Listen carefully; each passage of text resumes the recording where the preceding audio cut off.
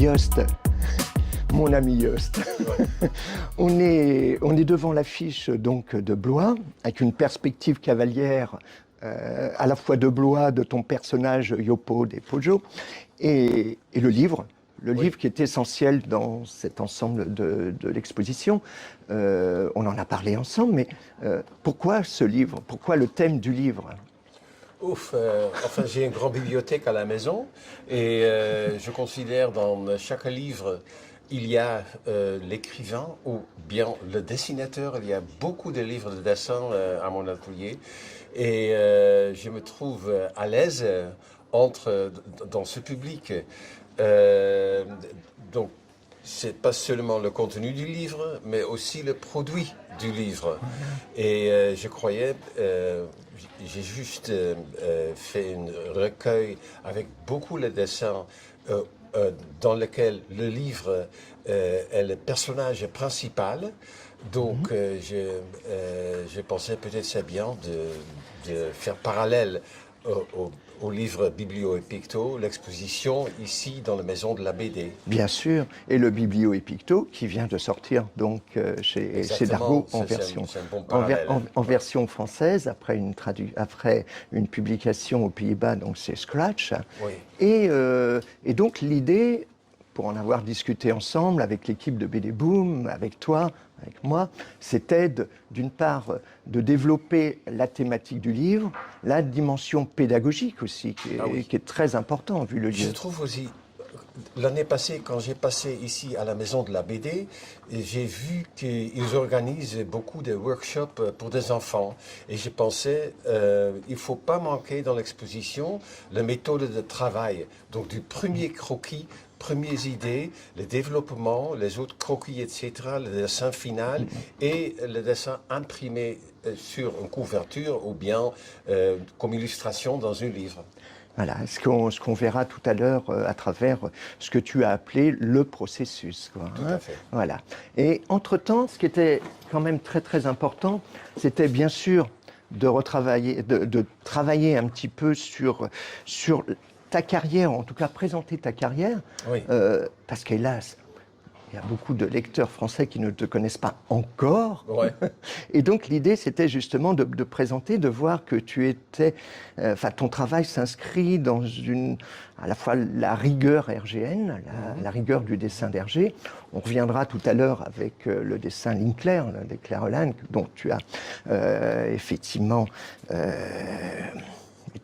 poser les jalons, en tout cas tu as été quasiment un théoricien de cette fameuse ligne claire, et de présenter donc sous forme de livre dans lequel on parle bien sûr de la rigueur hergéenne, mais également de toute ta formation au niveau esthétique industrielle, oui. avec des mouvements comme Destel, Bauhaus, etc. Donc de manière beaucoup plus large, avec quelques extraits voilà, de Tante Lénie présente et moderne papier, qu'on va voir d'ailleurs plus loin dans la partie bande dessinée. Je te propose, voilà, on va poursuivre. Très bien. C'est toi, Yost, qui, quand on a commencé à effectivement sélectionner les originaux, tu m'as dit, mais il y a un dessin qui doit servir un petit peu d'ouverture, d'accroche. Tout à fait. Oui. C'est ce dessin qui... Est-ce que tu peux m'en dire un petit peu plus? Oui, quand j'avais commencé une autre fois une revue bande dessinée, un journal national m'a demandé de faire une page de titre pour leur supplément. Dans le supplément, ils ont publié autour cette revue Scratches. Et j'ai commencé, et j'ai pensé peut-être c'est bien comme introduction de dire, on parle maintenant pas seulement de strips, on parle de graphic novel, on parle de comics, on parle de graphic art. Et enfin, c'est une sorte d'introduction. Donc, ça semble... Tu m'as demandé, peut-être c'est une bonne idée d'utiliser ça aussi comme introduction de l'exposition. C'est plutôt une bonne idée, on va dire. Ouais. Et après, donc, on va cheminer tout au long de l'expo, enfin, sur cette partie bande dessinée, sur la partie historique. Oui. Et donc, il faut savoir qu'au départ, c'était pas forcément facile pour toi de Oui. publier Oui. de la bande dessinée. À une époque, nous sommes au début des années 70, au début Oui. de l'année 70, il y a un mouvement underground qui est très très important, via notamment un éditeur qui s'appelle Real Free Press, Si. mais aussi l'auto-édition, quoi. Oui. On a évoqué à Blois et hier, ces jours-ci, on a rencontré des auteurs actuels qui travaillent dans l'auto-édition, Jeroen Funken, Hans Staninsky et tout. Mais toi, d'emblée, tu as fait ton propre journal Oui. et qui s'appelle Modern Papier. Modern Et tu Papier. vois déjà qu'il y a, au niveau de typographie, il y a un très grand intérêt de l'alphabet. Et ça s'était évolué dans ma carrière, mais quand même, toujours la typographie joue un rôle. Et autre qu'on peut dire, c'est que je ne pensais pas à faire une série autour d'un personnage. Chaque fois, si un projet m'approche, et comme je suis curieux, je plonge dedans. Il y a beaucoup de différentes choses. Et dans l'exposition, c'est intéressant qu'il y a Également pendant toutes ma les carrière, revues. beaucoup de couvertures, Voilà. des livres autour de la bande dessinée, etc. Tout est présenté. Voilà. Avec l'utilisation, c'est pas du double tome, c'est une trame, là, celle-ci. Oui. Voilà. Et également les premières histoires. Alors là, c'est une histoire qui est sortie à l'époque dans Modern Papier, qui a été publiée en France, notamment dans Tante Lénie présente, Oui. et dans lequel on retrouve plus une influence, je dirais presque Crumb, Shelton, Et bien sûr, plus que Linkler elle-même. Oui, il était deux dessinateurs importants qui me donnent l'idée que la liberté pour un auteur est importante. Ça, c'était Willem et Robert Crumb. Donc, et à l'époque, je n'avais pas encore précisé mon style. Et je suis très content que j'ai pris le temps d'étudier les œuvres d'Hergé, donc il y a un grand professionnalisme dedans. Et ce style, c'est comme un manteau. Et je ne laisse pas le manteau quelque part, il reste toujours autour de moi. Là, exactement. Même là, je m'en aperçois à l'instant, quand je vois cette case, il y a un côté presque pop art, on dirait presque du pell art, quoi. Oui, oui, Voilà. oui, oui. Voilà. Et rapidement, tu vas évoluer grâce, on va dire, il y a une sorte d'émulation à l'époque de Tante Lénie présente, entre des auteurs, il y a Ever Gerhardt, Harry Buckinx et d'autres. Et en fait, l'évolution vers ce qu'on appelle, ce que tu appelleras plus tard la ligne claire, mais un dessin beaucoup plus, je dirais, influence Hergé, MacManus aussi. Si. Là, alors cette histoire, Une chance sur 100 000, le titre est en français d'ailleurs, c'est assez... Oui. Parce qu'à l'époque, j'ai commencé à publier d'abord dans Charlie Mensuel, sous la direction de Georges Wolinski. Et après, j'ai publié mes bandes dessinées dans Métal Hurlant. Et c'était très très bien de trouver les moyens de publier des choses en France. Et le public le trouvait intéressant. À un côté, ça semble à une bande dessinée d'enfants, mais si on le lit,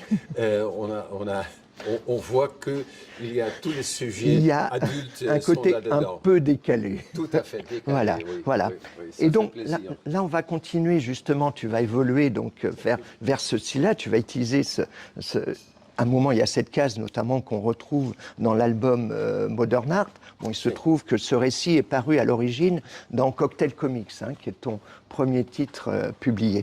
Oui. On passe là à un récit en couleur, cette fois. Tu peux me dire dans quel contexte il a pu être Oui, enfin, j'avais contact avec Art Spiegelman et Françoise Mouly, qui étaient les directeurs, les fondateurs, etc., les rédacteurs de Raw Magazine à New York. Et après Raw Magazine, ils ont fait pour des enfants 2 tomes d'une revue. Et la revue s'appelle Little Lit et ils demandent des auteurs, les auteurs internationaux de raconter une histoire traditionnelle de leur culture. Donc j'ai trouvé une ancienne conte pour des enfants. J'ai changé beaucoup dedans, etc. Tu as adapté, et, voilà. et je croyais peut-être pour l'exposition, c'est bien de faire un agrandissement Exactement. pour que les gens peuvent le lire bien. Parce que normalement, un original est assez petit, etc. On voit le travail, mais ici, c'est une sorte intermission pour vraiment lire voilà, une bande dessinée. une petite respiration. Oui, tout à fait. On va passer assez rapidement. Ouais. Quand même, un petit mot sur cette histoire et surtout sur cette présentation de la ligne claire, la fameuse ligne claire. Oui, quoi, hein. oui ça je faisais partie d'une équipe en 1977 pour organiser une exposition autour de Tintin. Et moi, j'ai proposé de faire pas un seul catalogue, mais chaque chapitre donnait un petit cahier. Donc, on fait une série, comme Hergé a fait beaucoup de séries de livres dans sa vie, donc un peu dans le style d'Hergé. Et je pensais, le titre des cahiers, un cahier, c'était avec les ancêtres et les héritiers d'Hergé. Et j'ai cherché un titre qui avait la même force que le lotus bleu, l'étoile mystérieuse, et je pense peut-être la ligne claire. Donc, c'est devenu comme ça. Et qui est devenu maintenant, je oui, dirais, rentré dans le langage de la bande dessinée, ouais.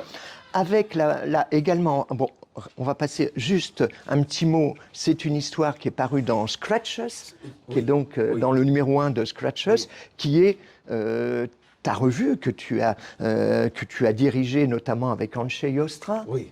Voilà, et dans lequel on retrouve le personnage de Yopo de Poggio, qui est toujours une sorte de Tintin un petit peu décalé. Mais quand on a commencé à travailler sur cette exposition-là, il y avait une thématique que tu tenais vraiment à développer, qui était hors bande dessinée, d'où ce fameux éclectisme, le portrait.